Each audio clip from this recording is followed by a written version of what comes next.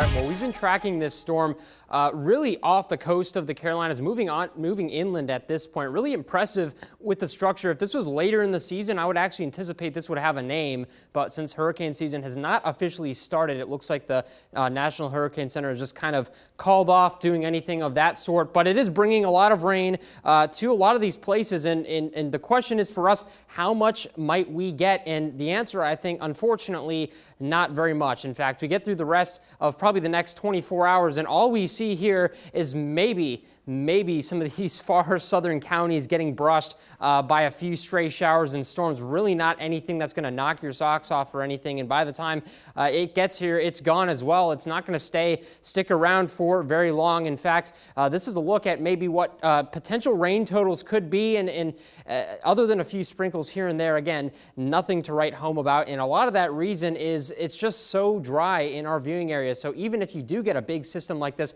making its way on through, it's very hard for that moisture to kind of intrude into parts of south central Pennsylvania. So we're kind of stuck with the pattern where we are until we get kind of a big change or a big mover to make its way through the region and kind of move that dryness on out and bring the moisture back in. So again, in terms of how it's going to feel outside, it's actually going to feel pretty good. So despite the fact that there's not a lot of moisture, I think it's kind of a plus on one side because your days feel absolutely amazing.